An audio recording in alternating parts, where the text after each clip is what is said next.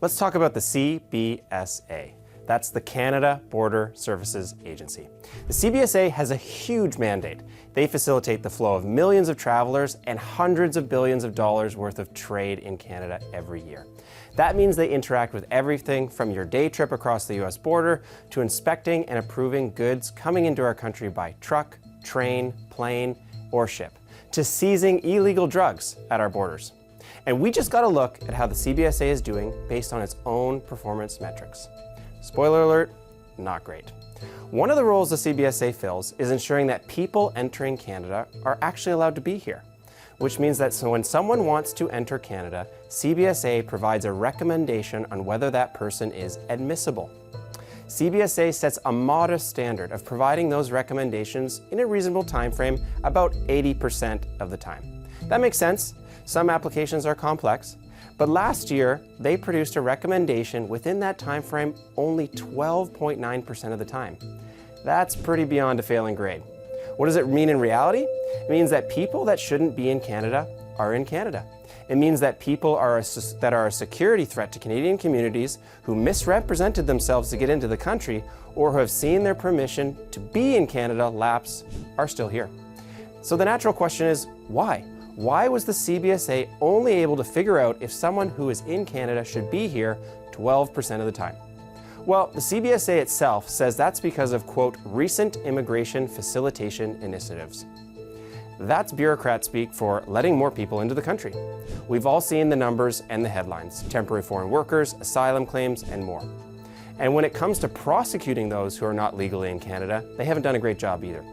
The percentages of deportations that didn't run into problems has been well below the CBS target for the last 3 years.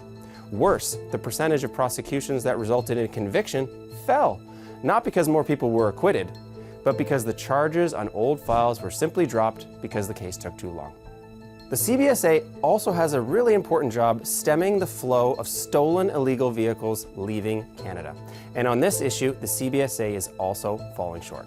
In 2024, over 57,000 vehicles were stolen in Canada, and many find their way to ports in Canada for shipment overseas. And despite a new federal action plan on combating auto theft and $28 million to detect and search shipping containers for stolen vehicles, the CBSA managed to recover only, get this, 2,200 stolen vehicles. That's 2,200 out of 57,000, just about 4%. Lastly, the CBSA enforces Canada's anti-dumping and countervailing duty laws on unfairly traded goods coming into Canada. Now, Canada imposes these taxes in response to unfair trade practices in other countries. And enforcing this requires the CBSA to verify that imports are compliant. Sounds simple enough, but this year's Departmental report shows that they are nearly 30% short of their target and are only verifying compliance in about half of cases. All this means that even as the CBSA spent nearly $600 million more than was projected in the government's estimates, Canadians received worse service, businesses faced continued uncertainty, and our immigration system broke down even more. And so what does the future look like at the CBSA? Well, over the next 2 years, they've been asked to make some cuts, including to their workforce. Unfortunately, despite the Prime Minister's promise to hire 1,000 new CBSA officers, their own departmental plan states that they actually intend to remove 600 frontline positions while only cutting about 75 internal positions.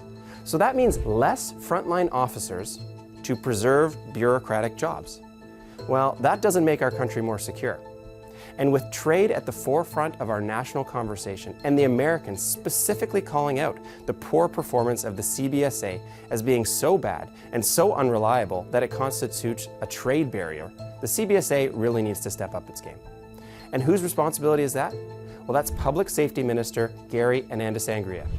The failures in the CBSA's departmental results have real effects on Canadians. It affects their safety, their salary, and their access to goods and services.